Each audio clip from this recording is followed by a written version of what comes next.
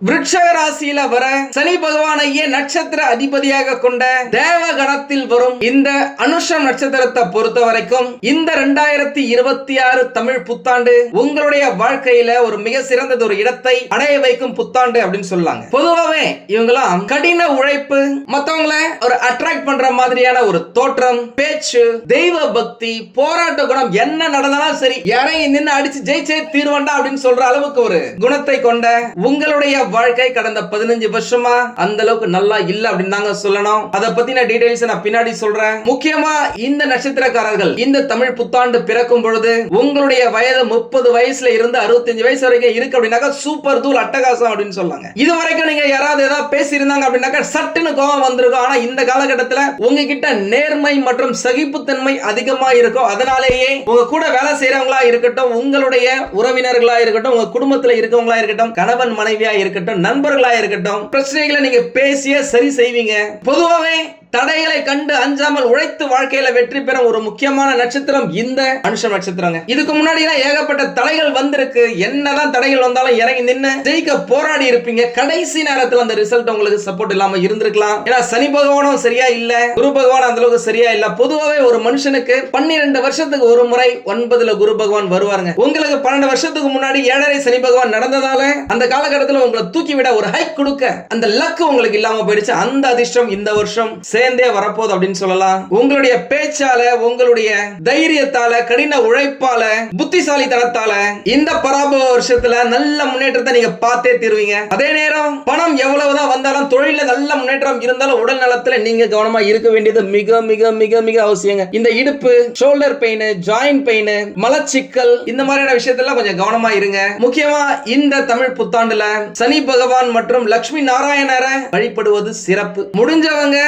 தயிர் சாதத்தை தானமா தரது, பறவைகளுக்கு உணவு வைப்பது, நீர் வைப்பது உங்களுக்கு நல்லதுங்க. வணக்கம் நண்பர்களே. ஏப்ரல் மாசம் 14ஆம் தேதி 2026 வருஷத்துல தமிழ் வருடங்களில் 40வது வருடமான பராபவ வருடம் சிறந்த முறையில பிறகுது. ஜோதிட ரீதியாக as per scientific astrology இந்த புத்தாண்டு சில முக்கிய கிரக மாற்றங்களோட, சவால்களோடும், அதே சமயம் பல ராசிகளுக்கு அதிரடி முன்னேற்றங்களோடும் பிறக்க போகுது அப்படின்னு சொல்லாங்க. முக்கியமா இந்த வருடம் பிறக்கும் பொழுது சூரிய பகவான் மற்றும் சுக்கிர பகவான் மேஷ ராசியில இருக்காங்க, மிதுன ராசியில குரு பகவான் இருக்காங்க, சிம்ம ராசியில கேது பகவான் இருக்காரு, கும்ப ராசியில சந்திர பகவான் மற்றும் ராகு பகவான் இருக்காங்க, மீன ராசியில புதன் பகவான், செவ்வாய் பகவான், சனி பகவான் அப்படின்னு சொல்லிட்டு அதி முக்கியமான கிரகங்கள் இருக்கும். இந்த மாதிரியான ஒரு சூழ்நிலையில இந்த தமிழ் புத்தாண்டு பிறக்குதுங்க. உங்க எல்லாருக்குமே நல்லாவே தெரியும், மேஷ ராசிக்கு சூரிய பகவான் வரதுதான் தமிழ் புத்தாண்டு சித்திரை 1 அப்படின்னு சொல்றோம்.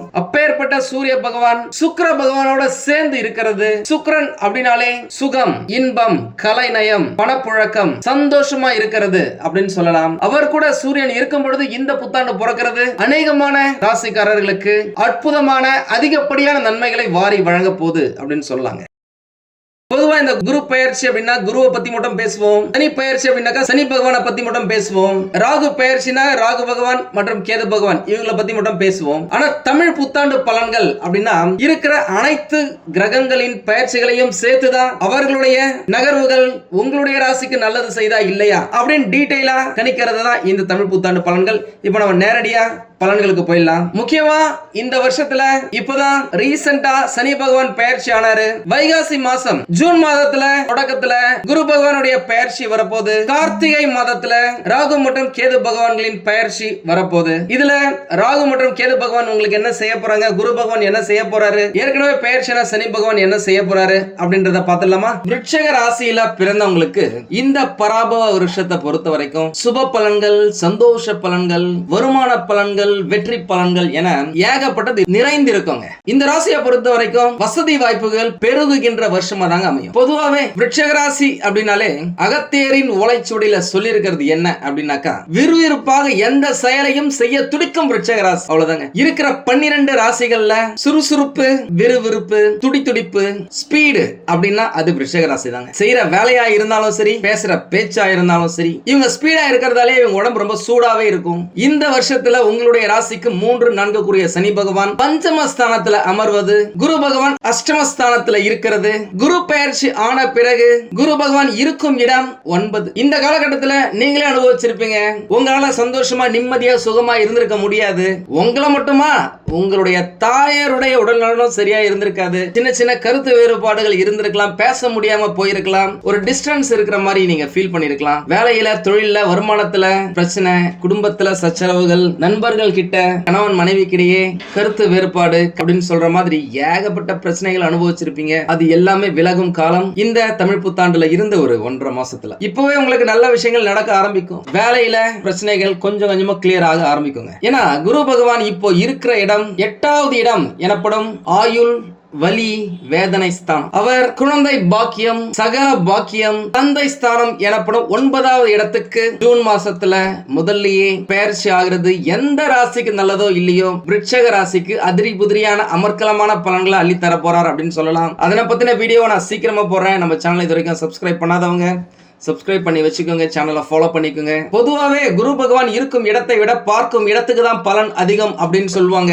அந்த கூற்றிற்கிணங்க கடக ராசியில் இருக்கிற குரு பகவான் உங்களுடைய விருட்சக ராசியை 5வது பார்வையாக குழந்தைகள் மற்றும் பூர்வ புண்ணிய ஸ்தானமான 5வது இடத்தை பார்வையிடுவது கூடுதல் சிறப்புங்க. உங்களுடைய வாழ்க்கையில வெற்றி பயணத்தை தொடங்க ஆரம்பிப்பீங்க, நினைச்சதை அடைவீங்க அப்படின்னு சொல்லலாம். உண்மையாலுமேங்க உங்களுடைய தனக்காரனும் பஞ்சமாதிபதியான குரு பகவானும் கடந்த சில காலமா அஷ்டமஸ்தானத்துல இருக்கிறதாலேயோ என்னவோ விருட்சக ராசிக்காரங்க நிறைய பேர் பணப்புழக்கம் இன்றி கடனை வாங்கி ரொம்ப கஷ்டப்பட்டு இருக்காங்க. பணம் வர வேண்டிய இடத்துல முடங்கி கிடக்கும். கொடுத்த பணத்தை நீங்க திருப்பி கேட்கறதுக்கு நீங்க நடையா நடந்திருப்பீங்க. இனி வைகாசி மாசத்துல இருந்து குரு பெயர்ச்சிக்கு பிறகு பணம் சம்பந்தப்பட்ட, வேலை சம்பந்தப்பட்ட, வருமானம் சம்பந்தப்பட்ட, நிம்மதி சம்பந்தப்பட்ட, பெயர் புகழ் அந்தஸ்து சொல்வாக்கு செல்வாக்கு சம்பந்தப்பட்ட அனைத்து விஷயங்களும் உங்களுக்கு நல்ல விதமா முடியும். குரு பார்க்க கோடி நன்மை. அதுவும் யோகாதிபதி வீட்டுல குரு பகவான் உச்சம் பெற்றால் எப்படி இருக்கும்? சும்மா தாறுமாறா இருக்குங்க. நீங்க என்ன நினைக்கிறீங்களோ அதை அப்படியே செயல் வடிவமா கொண்டு வருவீங்க. நல்லவர்களின் சேர்க்கை உண்டாகும். தேவையான இடத்துல இருந்து சரியான பொருள் உதவி கிடைக்கும். இதுவரைக்கும் எப்படா இதை முடிக்கிறது அப்படின்னு யோசிச்சிருப்பீங்க.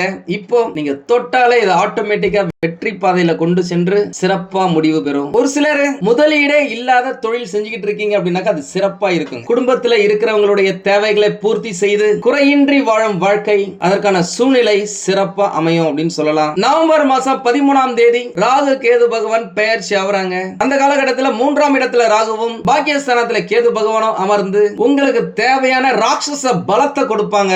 அந்த பலத்தை நீங்க பெறணும் அப்படின்னாக்கா கடவுள் மேல நம்பிக்கையை வைங்க. அது ரொம்ப முக்கியம். ஏன்னா கேது பகவான் அப்படின்னாலே ஸ்பிரிச்சுவல் பிளானட். 2 ரூட் தான். நல்லா இருக்கணும் அப்படின்னாக்கா எந்த மதமா இருந்தாலும் சரி, ஹிந்து, கிறிஸ்டியன், முஸ்லிம் யாரா இருந்தாலும் சரி, உங்களுடைய கடவுளை நம்பிக்கையோட வணங்குங்க. அது உங்களை நல்ல ரூட்டுக்கு கொண்டு போவோம். இல்ல அப்படின்னாக்கா ஏதாவது அடிக்ஷன், கெட்ட பேர் வாங்குறது அப்படின்னு சொல்லிட்டு ரொம்ப ஒரு மாதிரியா போகும் லைஃப். பாத்துக்கோங்க, இது நல்ல காலம். யூஸ் பண்ணிக்கோங்க. சொத்து சேர்க்கையா இருக்கட்டும், வண்டி வாகன சேர்க்கையா இருக்கட்டும், தங்க நகைகள் சேர்க்கையா இருக்கட்டும், குடும்பத்துல சுப நிகழ்ச்சிகள் நடக்கணுமா இருக்கட்டும், இல்ல உங்களுக்கே திருமணத்துக்காக ரொம்ப நாளா தள்ளி போயிட்டு இருக்கு, நல்ல காலம் எதுவுமே நல்லா வரல, 2012ல இருந்தே நல்லது எதுவுமே நடக்கலங்க அப்படின்னு சொன்னவங்களுக்கு எல்லாம் இந்த 2026 பராபவ தமிழ் புத்தாண்டு ஏகப்பட்ட நல்ல விஷயங்களை உங்களுக்கு கொடுக்க போகுது. திருமணம் தடையின்றி நடந்தேறும் அப்படின்னு சொல்லலாம். ஒரு சிலர் திருமணம் ஆயிடுச்சுங்க, ஏதோ சின்ன பிரச்சனையால பேசிய பிரச்சனைய பெருசாக்கி கணவன் மனைவி பிரிஞ்சிட்டோம், டிவோர்ஸ் வரைக்கும் போயிடுச்சு, டிவோர்ஸே ஆயிடுச்சு அப்படின்னு சொன்னவங்களுக்குலாம் மறுமணம் நடக்கிறதுக்கு வாய்ப்புகள் இருக்கு. ஏன்னாக்கா நான் ஏற்கனவே சொன்ன மாதிரி ராகு பகவான் 3வது இடத்துல இளைய சகோதரர் தைரிய வீரிய ஸ்தானத்துல இருக்காரு. ராகு அப்படின்னாலே 2வது திருமணம், கலப்பு திருமணம், வெளிநாட்டுக்கு போறது, இது எல்லாத்துக்குமே அதிபதி. அவர் அந்த இடத்துல இருக்கும் பொழுது உங்களுக்கு ஏகப்பட்ட நல்ல விஷயங்கள், திருமணம் சார்ந்த விஷயங்கள் நடக்குங்க. திருமணம் ஆகி குழந்தை பேர் இல்லாமல் இருந்தவங்களுக்கும் பாத்தீங்க அப்படின்னாக்கா குரு பகவானுடைய பார்வை சிறப்பா இருக்கிறதால, குழந்தைகள் மற்றும் பூர்வ புண்ணிய ஸ்தானத்தை பார்க்கறதால குழந்தை பிறப்பதற்கான வாய்ப்புகள் நிறையவே இருக்குங்க. இந்த காலகட்டத்தை மிஸ் பண்ணாம ட்ரீட்மெண்ட் எடுத்துக்கோங்க. உங்களுடைய சுய ஜாதகத்தை பக்கத்துல இருக்கிற ஜோதிடரிடம் காமிச்சுக்கோங்க, மருத்துவரிடமும் காமிங்க. அவங்க சொல்ற வழிகாட்டுதலை ஃபாலோ பண்ணுங்க, வெற்றி நிச்சயம். என்கிட்ட நிறைய பேர் போன் பண்ணி சொல்லியிருப்பாங்க, குலதெய்வம் என்னன்னே தெரியல அப்படின்னு சொல்லிட்டு அவங்களுக்கெல்லாம் இந்த காலகட்டத்துல குலதெய்வம் தெரிய வரும் காலகட்டமா அமையும். நிறைய பேர் வெளியூர் வெளிநாடுன்னு சொல்லிட்டு சுற்றுலா செல்றதுக்கும் வேலை நிமித்தமா படிப்பு நிமித்தமா தொழில் நிமித்தமா போறதுக்கும் வாய்ப்புகள் நிறைய இருக்கு. கடல் கடந்த வாணிபம் இந்த காலகட்டத்துல உங்களுடைய ராசிக்கு கை கொடுக்கும். உண்மையாவே என்கிட்ட நிறைய பேசியிருக்காங்க. இந்த கடந்த ஒரு 5 வருஷமா பாத்தீங்க அப்படின்னாக்கா செய்யற தொழில பிரச்சனை, குடும்பத்துல பிரச்சனை அப்படின்னு சொல்லிட்டு நிறைய நகைகளை நாங்க அடமானம் வச்சு அதை மூக்க முடியாம போயிடுச்சு. அடமானம் வச்சு வித்து நிறைய நான் தொலைச்சிட்டேன் பேசியிருக்காங்க. உண்மையாலுமே சொல்றாங்க,